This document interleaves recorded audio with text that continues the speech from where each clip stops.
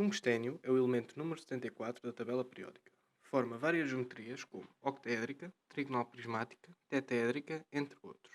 É um ligando natural de compostos como porfirinas e pterinas. Pertence a metaloproteínas como hidratase de acetileno, oxidorredutase de aldeído, entre outras. Tem funções biológicas tais como redução de ácidos carboxílicos e oxidação de aldeídos. Não existem patologias conhecidas associadas ao déficit de tungstênio.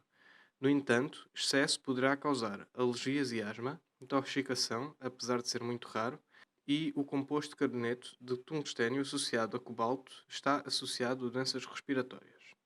Na biotecnologia, tem aplicações como tratamento de águas contaminadas com antibióticos. Em processos biológicos, químicos e industriais é substituído principalmente por molibdênio. Coordena vários átomos tais como enxofre, carbono, flúor e oxigênio. Forma vários compostos diferentes em soluções aquosas, variando bastante com o pH da solução e a concentração do composto. Apresenta uma toxicidade baixa, tornando a intoxicação por tungstênio muito rara. Na química e bioquímica tem aplicações como o tungstato de magnésio e cálcio na iluminação fluorescente e cristais de tungstênio em detectores de cintilação. Na medicina tem aplicações como tratamentos antivirais e está a ser estudado no tratamento do cancro. É o elemento da tabela periódica com o ponto de fusão e ebulição mais elevados. O nome tungstênio vem da palavra sueca tungsten, significando pedra pesada. Durante a Segunda Guerra Mundial foi muito cobiçado para a produção de armamento e na altura Portugal era o maior exportador de tungstênio.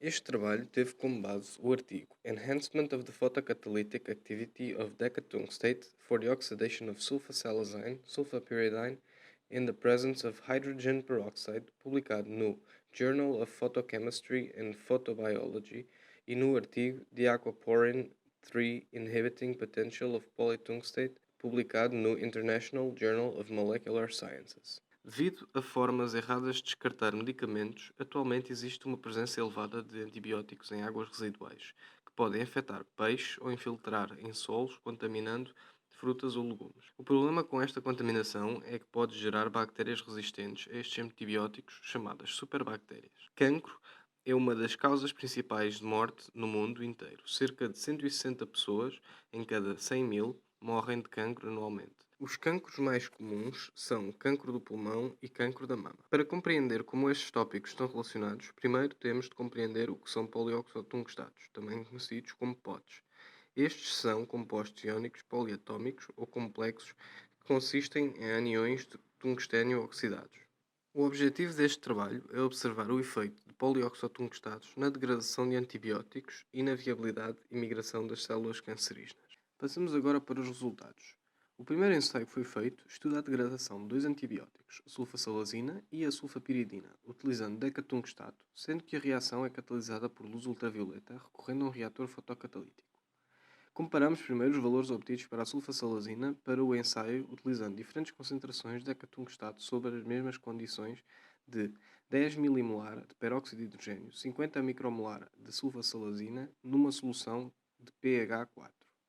O gráfico compara a degradação do antibiótico, em que, no eixo do Y, temos a concentração final do antibiótico sobre a concentração inicial entre valores de 0,8 a 1, sendo o 1 considerado como a concentração máxima. No eixo do X, temos o tempo de 0 a 20 minutos. As várias concentrações de decatungstato utilizadas foram 0, 20, 70 e 200 micromolar. A concentração a 200 micromolar foi a que obteve melhores resultados, degradando cerca de 17,5% do antibiótico.